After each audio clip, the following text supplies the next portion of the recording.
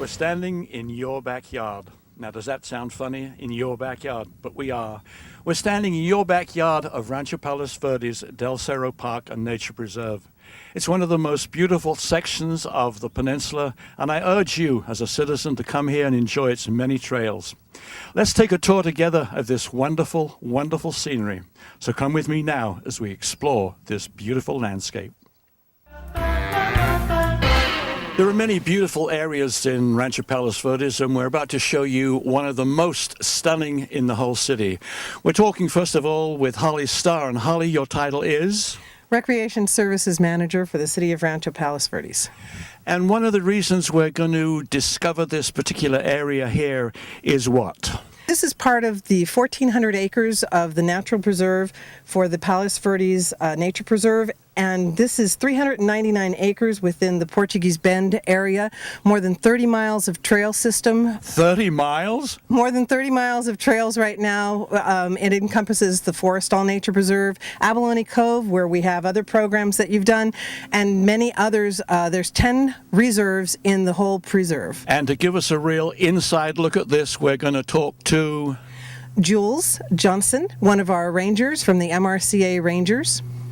And we look forward to meeting her right now, and let's go to the preserve.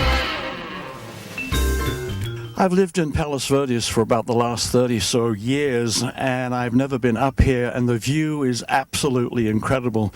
Ranger Jewel, tell us some of the things that we're looking at and how the public can benefit from what we see in front of us.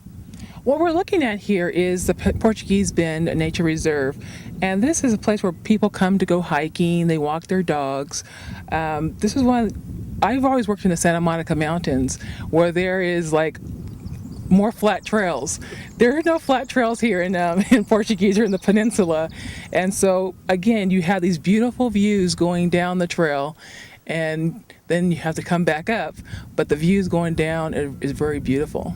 You know, something that occurs to me when you're doing these hiking things, should you take a whole mass of water with you? Water is so important, and when you go hiking, people, they come here and they tend to like, well, I'm going for a short hike. When you go hiking or outdoors, you always come prepared. Bring your water, enough for yourself, for your dog, anybody. For your dog? For your dog. Definitely for your dog. Because again, there's no canopies here in these really good shade areas. And dogs, they swell a little bit different than we do, and they need that water also. I think when you said go for a short hike, when you look at the area here, I really can't see anyone going for a short hike. They look like long hikes. Yes, it's very deceptive. Again, when you go down this trail, when it's on a really clear day, you're kind of mesmerized by the coastline, and you're talking with your friends, and you're just like, oh, we're going downhill, and this is easy. And then you have to make that long walk back up, and that's when you really need your water. I think there's one thing that I've learned in Palos Verdes, and that is when you go on our parklands, dogs, and I don't think sometimes viewers realize this, dogs must be on a leash. That's correct. It's very important. Not just people want their dogs to be free, but in an open space, unlike a regular city park, we have very sensitive habitat. We have animals here, and again, a dog's being a dog, and a dog, one quick dig, that could destroy animals' habitat. And what about things like, you say animals, I've seen snakes now and again. Are there snakes here, and how dangerous, if any, are snakes? Well, we do have snakes here. The poisonous snake we have is a Pacific Western rattlesnake. Now, they're not aggressive. I always tell people, if they were really aggressive, I would have been bitten a long time ago. I've been a ranger for 13 years. But it is very important to respect their space and their habitat, because we're coming into their home, and we need to respect that.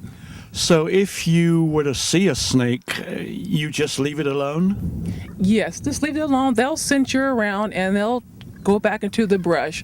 You don't want to throw sticks at it and throw rocks at it, because again, they kind of get defensive, like you would get defensive if someone's attacking you. So just let them. They like to sun themselves on the trail. They'll cinch you around. They'll go back into the brush, and they can continue on with your hike.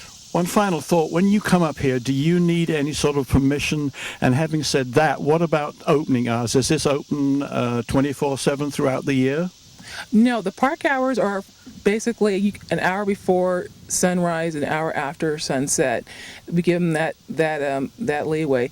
Again, it's always interesting to come here around sunset because they do have beautiful sunsets here. So I think the city was really smart in making them be able to come into the reserves so they can see the sunsets. And this is a great, great place for photographers. Oh yes, and if you're a birder, Peacock Flats, that's a good trail to go on if you're a bird. But yeah, that's a good bird life here. Okay, let's go and see some more.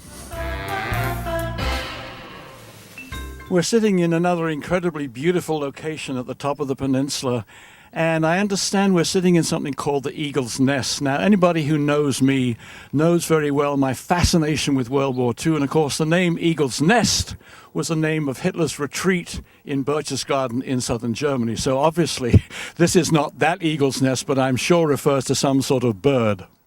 Yes, we're actually at the top of the Eagle's Nest Trail at the Harmon Overlook. And again, you have a nice, beautiful view of the coastline. And most people tend to stop at their hike here to rest and relax, and then to make that long trek back up to the top. It's a very romantic setting, and I must ask you, sitting on this wonderfully peaceful, romantic bench, to enable someone to, I guess, buy something like this, what is the sort of money involved, and what does that money go to? Well, actually, again, this was purchased as for the Harmon Overlook, about $500,000, but that went towards the purchase of the reserve. Ranger Jewel, I'm not a hiker and I wish I was, but tell us a little bit about some of the, I'm sure there are hiker programs, and knowing that you're a ranger, maybe there's even some sort of junior ranger program, so tell us about both those things. Well, yeah, on the city's website, you can find the hikes that are led by the docents at Los Serenos, and also the Land Conservancy hikes. And this year we started doing night hikes, and hopefully night hikes. Yeah, we have night hikes. So that's just new.